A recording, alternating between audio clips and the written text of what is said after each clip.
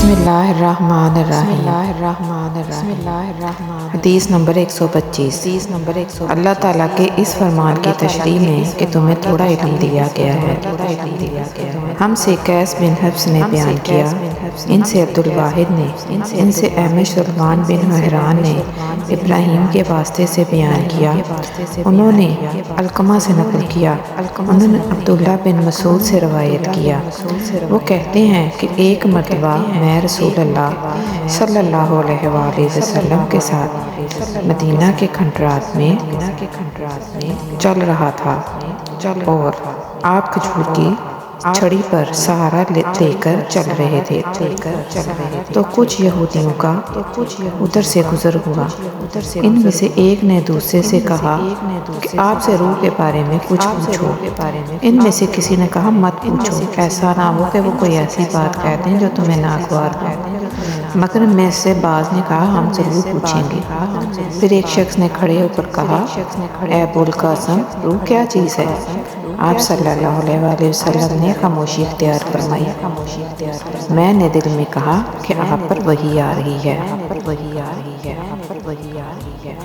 اس لیے میں کھڑا ہو گیا۔ جب آپ صلی اللہ علیہ وآلہ وسلم سے وہ کیفیت دور ہو گئی تو آپ صلی اللہ علیہ وآلہ وسلم نے قرآن کی یہ آیت جو اس وقت نازل ہوئی تھی تلاوت فرمائی۔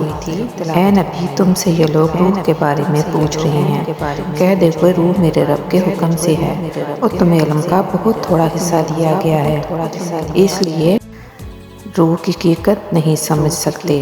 اعمش کہتے ہیں کہ ہماری قرأت میں وما اوتو ہے، وما اوتیتم نہیں۔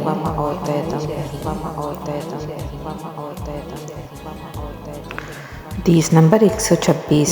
اس بارے میں کوئی شخص بعض باتوں کو اس خوف سے چھوڑ دے کہ کہیں لوگ اس اپنی کم فہمی کی وجہ سے اس سے زیادہ سخت یعنی ناجائز باتوں میں مبتلا نہ ہو جائیں۔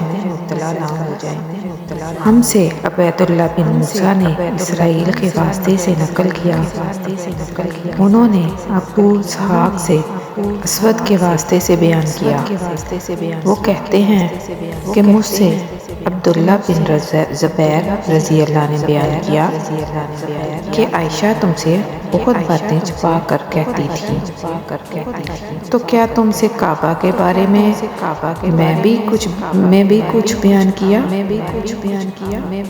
میں نے کہا ہاں۔ مجھ سے انہوں نے کہا کہ رسول اللہ صلی اللہ علیہ وآلہ وسلم نے ایک مرتبہ ارشاد فرمایا تھا کہ اے عائشہ، اگر تیری قوم دور جاہلیت کے ساتھ قریب نہ ہوتی بلکہ پرانی ہو گئی ہوتی۔ ابن زبیر رضی اللہ نے کہا یعنی زمانہ کفر کے ساتھ قریب نہ ہوتی تو میں کعبہ کو توڑ دیتا اور اس کے لیے 2 دروازے بنا دیتا، ایک دروازے سے لوگ داخل ہوتے اور دوسرے دروازے سے باہر نکلتے۔ بعد میں ابن زبیر نے یہ کام کیا۔